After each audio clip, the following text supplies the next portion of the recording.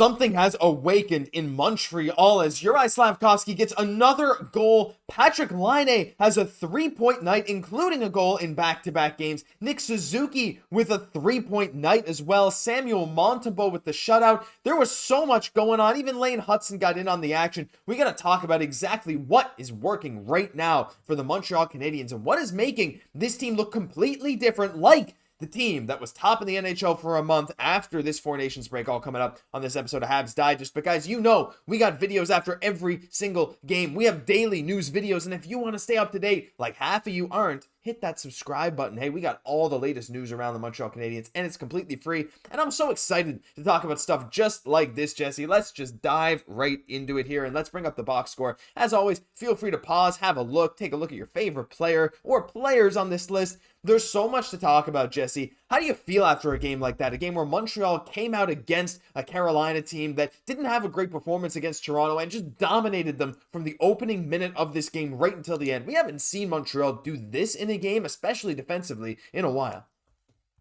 Definitely. And that's the big thing, coming from Ottawa as well, having 2 games in a row, we're just being the better team, kind of start to finish. Like early on in the year, we would kind of get some games where we'd win, but there'd just be kind of one period at least where we're just really given to the opposition. Still find a way to get the W, but this is a nice sign of maturity from this team, of kind of learning how to win some games. And of course, like starting on time was key to that. And the big guns showing up. Like for sure, like if you're getting a 3-goal lead going into the third period, you are setting yourself up for success. Of course, that was based off, Nick Suzuki, as he mentioned, the 3-point night, lining with the 3 points. But Slavzilla, again, like how nice was that tip to really start the scoring off for tonight? Like that was an underrated tip, going to the net, knowing where he needs to be, affecting the game in such a really positive way. And what I loved, I think, maybe even more than the goal, Josh, which was big, was this the fact, like afterwards, Juraj Slafkovsky's reaction was one of like, I've been here before,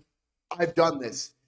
And I've been waiting to see that from Slaf, a little bit more of like that confidence and that maturity to kind of set in of like, yeah, I've done this before. It's not my first time. After a while of scoring in the NHL, you kind of want to have that composure of kind of knowing like, yeah, I got this. So this is what's really happening for Juraj Slafkovsky right now. But of course, like, is this all just because Emil Heineman's back? I think that's a fair conversation to make. Like, since he's back, returned from the injury, we're hot with him.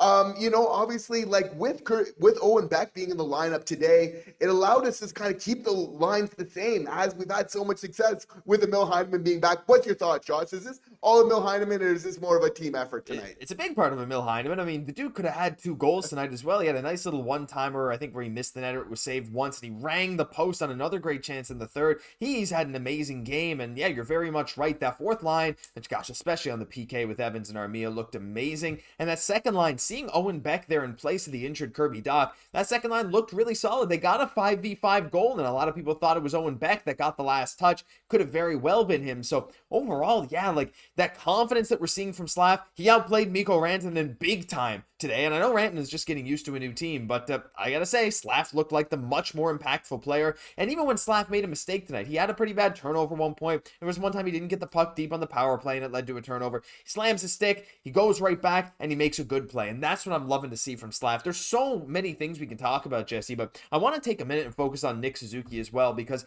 with this game now, he ranks 13th in the entire NHL in points among centers since the beginning of the 23-24 season. We're talking almost, so 2 full seasons here, basically, with 133 points, well, almost 2 full seasons, in 140 games.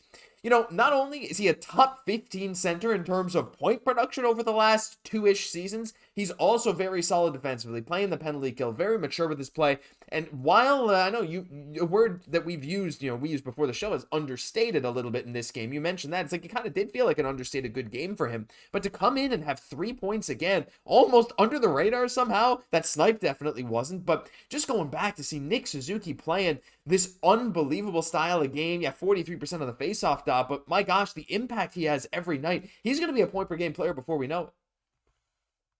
He is, because he's such a master of getting points just left, right. So he just finds a way. And you often see this, it's kind of understated sometimes, where he'll have an effect on the game, but you don't notice it. But it's him retrieving that puck early in the offensive zone that's leading to that Slafkovsky goal, making that pass back to Struble, just making these smart plays all over the ice. But I was so happy, Josh, like that Nick Suzuki really made them pay in that second period on the power play, because the Canes were taking some liberties. There were some cheap plays a little bit, and I love that we made them pay for it on the power play. We kind of had that first power play where we're kind of passing around too much, and I thought to myself, okay, like we need to simplify this. A couple passes and just really letting it fire. Exactly. Like Nick Suzuki did, which I think was really key in this game here, was really, getting the power play going. And again, punishing a team that's taking some liberties. Yeah, exactly. Look, Carolina was playing loose, and hey, it wasn't working out in their favor. A lot of little bad stick penalties, a lot of penalties all over, a lot of holding calls, things like that. But Montreal finally did make him pay. 5-on-3 was too lackadaisical. This final one, Laine with the pass to Suzuki, and it worked great.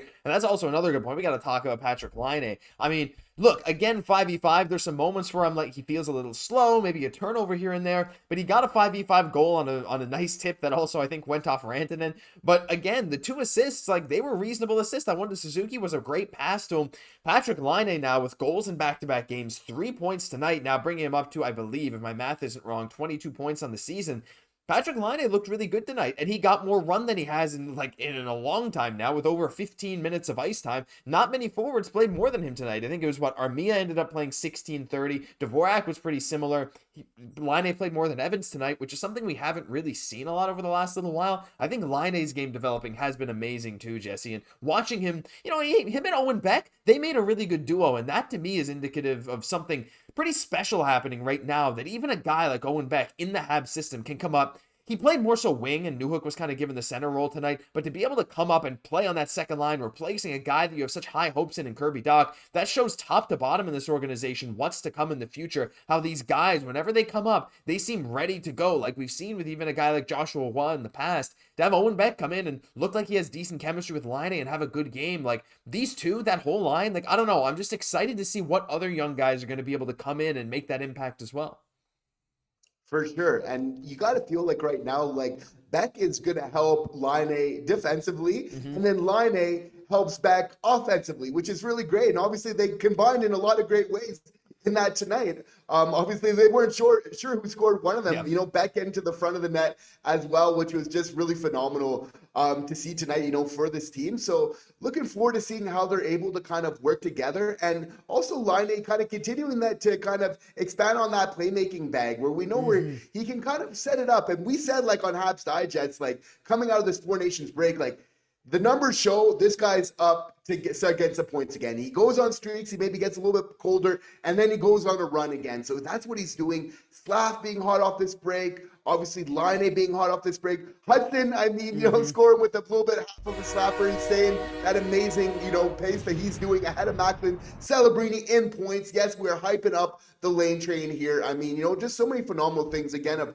our best players being our best guys tonight. Yeah, it's been unbelievable. And one thing that I've been noticing is the Habs seem very direct and certain with what they want to do. And a lot of the time in this game, you're like, the puck comes to Owen Beck. He makes a great decision to find an outlet pass to stop a long shift in the defensive end. You have a guy like Slafkovsky. He's not making as many blind passes anymore, but he's very aggressive in getting into the forecheck. He's faster than I've seen him.